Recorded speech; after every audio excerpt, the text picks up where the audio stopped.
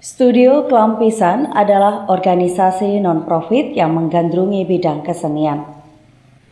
Organisasi tersebut beberapa kali lolos dalam program kesenian. Yang terbaru, mereka lolos dalam program Open Call Community Project Jakarta International Literary Festival 2022, gagasan Komite Sastra Dewan Kesenian Jakarta. Agenda yang mereka bawakan berbentuk pertunjukan teater bertajuk Arsitektur Kebisingan bekerja sama dengan Teater Gelanggang. Studio Kelampisan bersama Teater Gelanggang menciptakan pementasan dengan melibatkan pelaku-pelaku lapangan, seperti halnya tukang parkir sebagai aktor panggung. Apalagi bentuk teater yang mereka bawakan bukan kategori konvensional. Jumat malam 14 Oktober 2022 itu terlihat sekelompok orang sedang melakukan pengadeganan di panggung terbuka yang terletak pada bagian belakang Fakultas Ilmu Budaya Universitas Jember. Kegiatan serupa sudah tidak asing digelar di lingkungan FIB UNED. Beda halnya ketika beberapa dari mereka berasal dari generasi baby boomer. 7 orang sepuh itu bukan berperan sebagai kru melainkan aktor panggung. Seorang yang masih cukup muda terlihat berusaha mengarahkan adegan. Ia adalah pendiri dan direktur kreatif Studio Kelampisan, Abi Muhammad Latif, yang juga berperan sebagai sutradara sekaligus produser dari Arsitektur Kebisingan. Tidak mudah untuk melibatkan masyarakat tanpa pengetahuan dan pengalaman panggung dalam pementasan. Abi pun mengamini hal tersebut. Apalagi ia juga perlu untuk menyutradai 7 aktor yang sudah sepuh tersebut. Proses latihannya ya, penyertaan kan ini aktor-aktornya kan bukan aktor teater tuh ya, dari warga lokal. Itu kesulitan yang dialami sama teman-teman Gelanggang dan Studio Kelampisan itu gimana? Ya, kesulitan pertama karena kita hidup di Indonesia, khususnya di Jawa, maka kesulitan utama adalah melalui step-step yang etik, step-step sopan santun dan lain-lain. Ya, kami harus melalui itu semua. Kayak aku sebagai sutradara dan produser nggak bisa langsung seenaknya mendirect mereka untuk ngapain, untuk ngafalin apa, untuk bergerak apa. Ya, aku harus melalui step-step etik tadi. Ya, kesulitannya di situ, tapi aku pikir itu bukan kesulitan, lebih kepada kemungkinan berinteraksi gitu loh, memunculkan bisa memunculkan kemungkinan apa di pertunjukan dari jarak antara aku warga luar Jember, kemudian sekarang tinggal di Jember, dengan orang-orang lokal yang mereka notabene sudah sepuh-sepuh.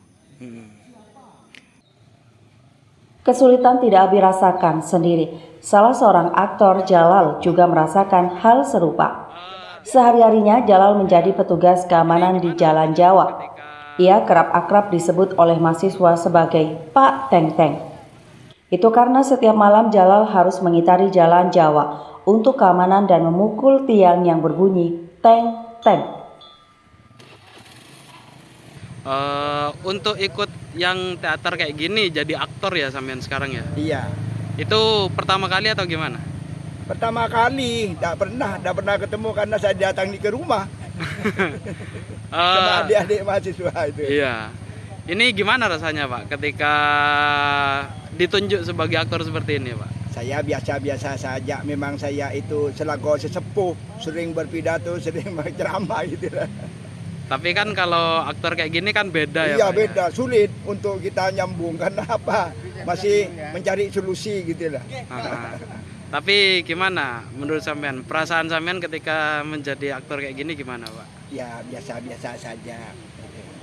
Sambil juga mempelajari bagaimana kita ada kampus ini, itu sambil belajar kepada anak-adik mahasiswa ini juga kan gitu. Karena tidak semudah berbicara kan ya. Itu. Ya kalau di masyarakat enak, kalau di sini kan belum pernah kita menyampaikan apa saja kan gitu. Iya. Selanjutnya, Abi menjelaskan ia mengangkat dinamika sastra lisan di Jalan Jawa dalam proyeknya.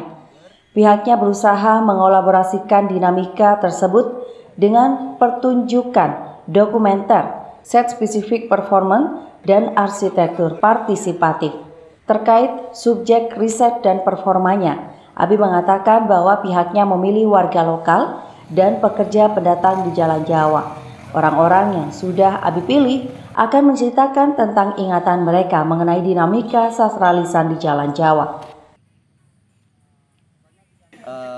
Untuk proyek kami, arsitektur kebisingan, itu mau ngomongin dinamika sastralisan khususnya Jalan Jawa Jember, di mana sastralisan ini dinamikanya kami coba elaborasi dengan pertunjukan dokumenter, dengan site specific performance, juga dengan arsitektur partisipatif.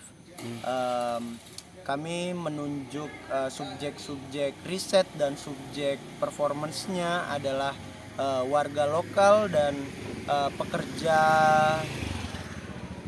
pekerja pendatang di Jalan Jawa.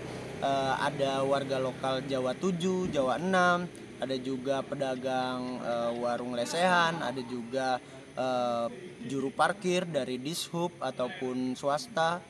Ya, mereka sebagai performer akan bersaksi, akan bercerita tentang ingatan mereka atas dinamika sastralisan yang kami temukan selama riset. Yang kami temukan ada Tanah Emas, Jalan Jawa disebut sebagai Tanah Emas, ada juga negara Bine, negara perempuan, karena Jalan Jawa itu penuh negosiator, minim kericuhan, ada kericuhan mau carok jadi bisa damai karena ini negara Bine segala macam. Ya, kami akan pertunjukan 19 Oktober 2022 di Jalan Jawa, di Jawa 7 dan juga di FIB Panggung Terbuka UNED.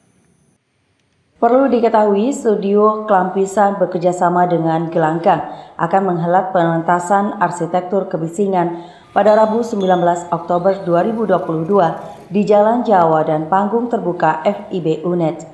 Seperti apa bentuk penampilan mereka?